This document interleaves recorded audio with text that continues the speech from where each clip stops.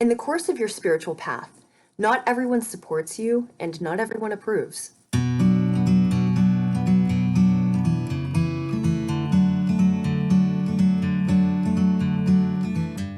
This full moon is in PURVA PHALGUNI Nakshatra, and a really well-known native is Madonna. Madonna was not this blank canvas waiting for somebody to show her what to be. She was a woman with a vision, and what her vision was, what her creativity was, evolved over time, but she was the one with the vision. She was the one with the creativity. She was the one with the hard work. She was also the one who never stopped to ask people what they thought. She wasn't concerned if people liked her or agreed with what she was doing or how was she doing in the polls. She wasn't really concerned with public opinion. She had a vision and she realized that creative vision.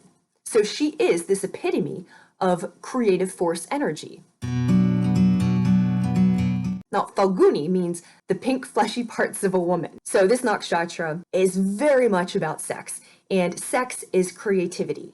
Sexual energy is creative energy. The two are not separate. The nakshatra is in Leo. All of these elements are encompassed in the 5th house. So anytime you are creating something, it's with this sexual energy. Now let's think about it for a minute in your own life. Esoterically, sex is not something that is stigmatized as it is in many cultures. So let's apply that principle in our own lives. While the words are very easy to say, be yourself, express yourself, be who you want to be, there are consequences to being who you want to be, especially if you are on a spiritual path, especially if you have some sense of purpose in the world, especially if you walk with direction and know that the endeavors you undertake have some more significant purpose. So what you are creating, not everybody sees it. Actually, nobody sees it. Only you see it. Other people can get pieces of it and maybe get an idea of what you're doing if they are so inclined to think that way.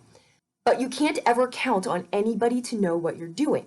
So what happens is somebody will step in without knowing what the big picture looks like, without really knowing what you're creating, and they just pick apart the little things that you do. They pick apart the little pieces of how you do things. They see sections of your work and critique those sections, but they don't see the whole of your work. Only you see the whole of your work. So again, while it seems very easy to say, oh, just be yourself, walk with your purpose, there are consequences. If you have people around you who, for example, have different religious views or different spiritual views, sometimes you're ostracized, sometimes you're considered evil, sometimes you're considered bad, there are consequences. If you have questions about what's going on, and for example, you go to see a mental health professional, and they don't know what you're talking about because they don't see the esoteric world, they don't have the abilities you have, they don't have the sight that you have, they'll look at you like you're crazy, and then that doesn't help at all. Or if you talk to just a regular person who doesn't have what you have, they don't see what you see, and they don't have the capacity to understand what you're talking about. What happens is that each time we encounter those situations, even though you know better, but still it chips away at you little by little by little. So it's not the grand sense of purpose, it's these little things, it's these small pebbles in your shoe that make the walk harder, that make the journey harder. But all of these parts that other people think are weird, that other people don't understand, but these parts that are actually the most interesting part of you, if you could talk about anything, this is what you would talk about. Keep developing those parts. Keep developing those parts. And it doesn't matter what anybody else says. Keep developing those parts because they are your most interesting parts. What you're curious about, this is what cures you. What you have the eye to see, the truth as you understand it, your perspective, that is what makes you your unique self. And nobody can see that but you. That means nobody else has that to offer to the world except you.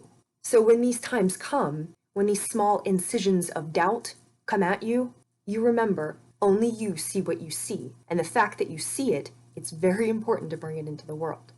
And that's what this nakshatra is about.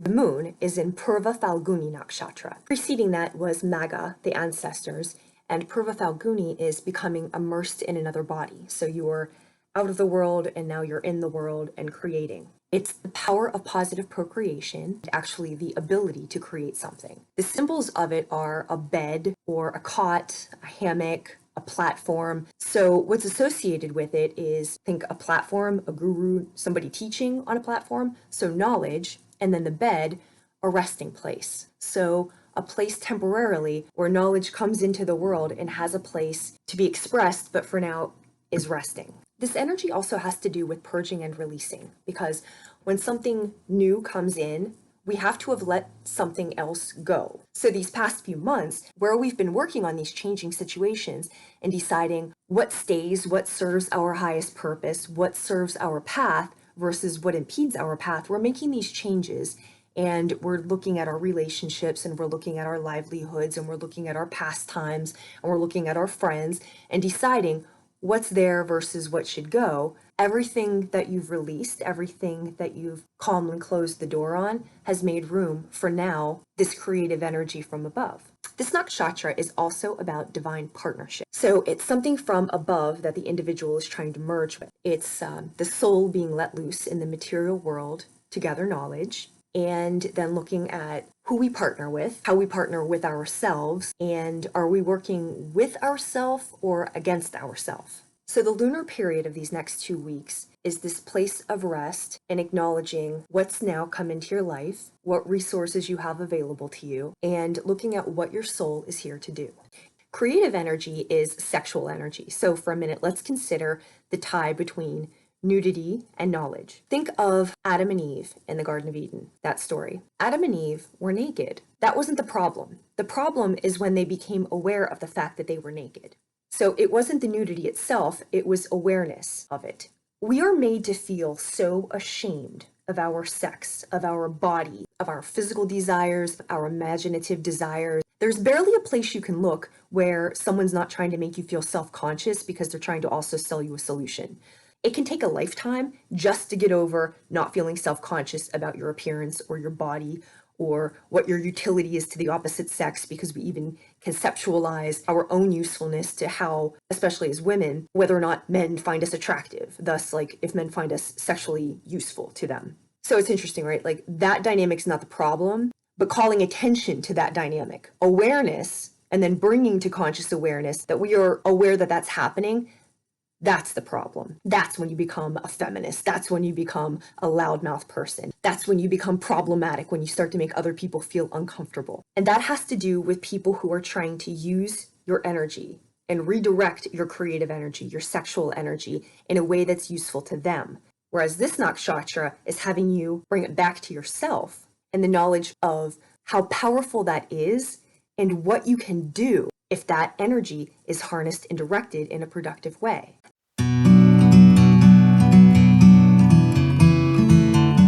Uranus is in the 4th house in this chart, and the 4th house is our place of origin, our sense of home. It can either be the literal home or where we feel at home. And the fact that Uranus is present in the 4th house in this chart is indicating that how we feel about home is going to change. The setup alone of this chart is very telling. The first thing is what's called a bucket. So you have the moon, the handle, and then all of the other planets below. So you have the moon, your internal, your mentality, how you feel about things, your emotional state, casting light on all of the other elements. So how you're feeling about something, how you've been thinking about something, how you've been internally processing something. Now you're looking at that new mentality and you're looking at all of the areas of your life that you've been processing this information. The other thing, right? So the moon is in the 8th house and the sun is in the 2nd. So the 2-8 axis is the same axis that the eclipses were on back in December. The 2nd house has to deal with esteem. It also has to deal with our stuff, the money you make from the work that you do, but your esteem, reinforced by the stuff you have to speak for you. That's opposed to where the moon is now in the 8th house, and the 8th house is about alchemy and transformation and going deep. Your most vulnerable self is the 8th house. So when you're done with your transit in the 8th house, it's a different type of self-esteem. It's a self-esteem that's invisible. So whereas the 2nd house is your stuff, but you have something to show for it, and that's how you derive your esteem, 8th house is something different. So it's the esteem you get from the spiritual work that you've done, but on the exterior, you don't have anything tangible to show for it. So consider how that shows up in the world. how we consider somebody who has done well. You have cool stuff. You have a nice house. You have a good income. You've got a cool car. You've got nice clothes. You can go places. You have stuff. So your stuff somehow speaks for you. And the way we get wrapped up in that is very subtle. How you get to see what you're really about is after that 8th house action. When you come out the other side of your 8th house, the strength that you have is internal. It's a spiritual strength that you've had. So that's what this new moon is. Moon is in the 8th house, so you're going through something internal. Any growth you have that happens internally, nobody gives you a paycheck for that. So if it feels like thankless work, that's because socially it's not something that's particularly valued. The aspects for this chart are very interesting too. You have Saturn square Uranus as a feature. So Saturn, structure, coming up against Uranus, disruptions. So disruptions in your structure. Pluto is trining Mars. Pluto, looking underneath things. And then Mars, what are you going to do about it? So now that you have this truth, what are you going to do about it? Moon, trining Uranus. Trine means that this is just a very natural energy flow. So you are now in the mood to do something unexpected. Cancer, sun, moon, and rising. This full moon is occurring in your 2nd house of esteem, possessions, earned income, and is shining a light on your 8th house, your 8th house of alchemy, of transformation, of deep healing. So what it's asking you is in your 2nd house, the partnerships, however you create your esteem, do these partnerships serve you? Do these partnerships help your esteem, or do they diminish your esteem? And be honest about it. Generally, it's bad form to say that we are in a bad relationship. People don't really like to hear that unless they are a trauma coach. But the reality is that relationships come in many forms, and relationships go through many evolutions. And the way that we're feeling about ourselves and the transformation and evolutions that we undergo, thus how our esteem is derived, they generally don't occur through great relationships. Growth comes from difficult circumstances. So this full moon is asking you to look at how you derive your esteem and in what creative ways do you express yourself, and who are the partners, who are the people close to you, what's your partnership like with yourself? How are you feeling about yourself? How can you share with yourself? How can you trust with yourself? And thus then, across the axis 8th house, how can you trust and share with others? That's what you're being asked to consider right now. Pluto, the planet of transformation, is in your 7th house of committed partnerships and relationships. So Pluto has you look at the depths of the underneath of everything and all the dark corners that you haven't cleaned out, and your past and how you feel about things, how you feel about relationships, money, right? So Pluto's looking at what your relationships look like. How are you in your relationships?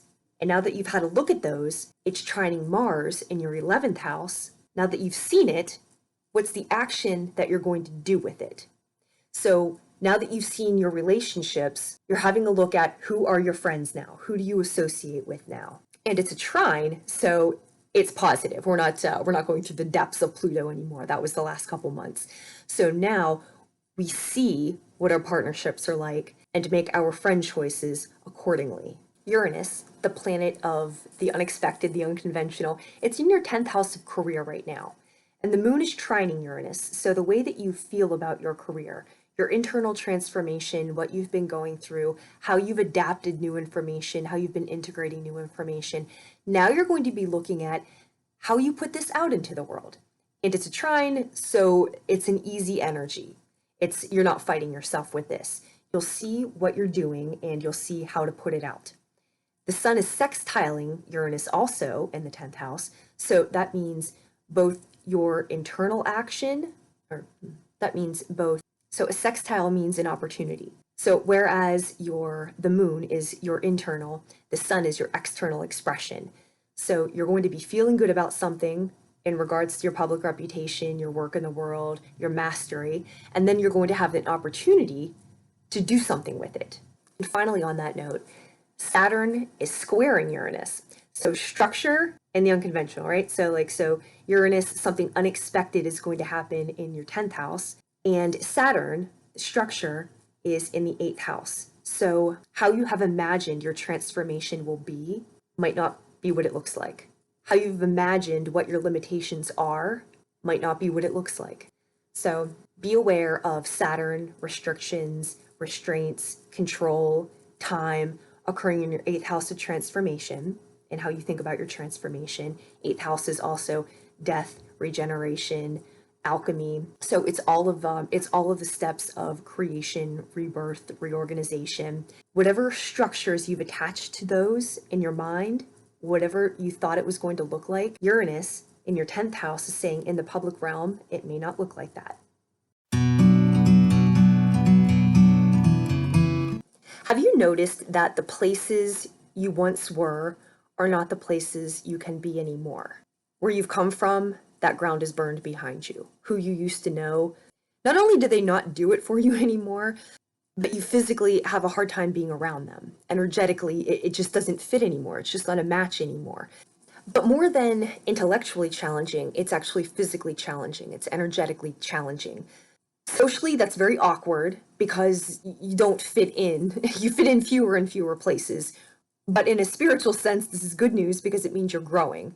So it means the clearing out. And then the people you're going to meet, you're now making room for them and they are an energetic match. Maybe they're not doing exactly what you are doing, but you guys are headed in the same direction. And you'll find more people who are headed in a similar direction. This is growth. So here's how to use the energy for the next couple weeks. PURVA PHALGUNI is the coming together of things.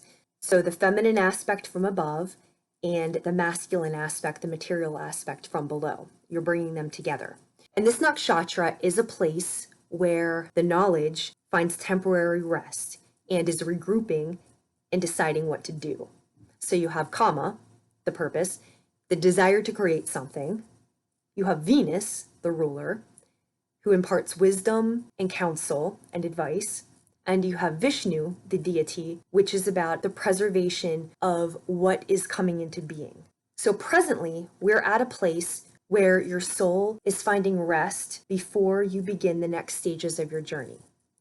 So what you can do in this time, pull your resources together, right? If you haven't watched the last video of the new moon, watch it. Along your path, when things weren't going how you thought they should go, you learned a lot of other things. You encountered a lot of other people. You maybe worked at different jobs, you learned different trades, you maybe developed abilities, you met people who taught you things, you had time to read things, you had time to learn things. But what your knowledge looks like now, what your experience looks like now, is far more advanced than probably what you think it is. Because what you learn when things aren't going how you think, that's its own university. So you pull your resources together. Who do you know now? What do you know now? How can you apply it now? And you start to plan your next moves. And then the second element of this is that service is based on friendship and trust. So who's around you? Who can help you move in the direction you're moving? Who can you trust? It's odd too, as you start to enter into these things, people you've known forever or for a long time, they don't know what you're talking about. And then you can meet somebody who is a perfect stranger and you fall right into that conversation because you speak the same language. So we're looking at who's not an energetic or spiritual fit for you and who is an energetic or spiritual fit for you to enhance your ability to bring your creative expression into the world. So for right now, pull your resources together, integrate all of the experiences you've come through, and appreciate how difficult your journey's been and how far you've come and all of the things you know now. It's not a small thing. So take inventory, integrate, consider your partnerships, and rest.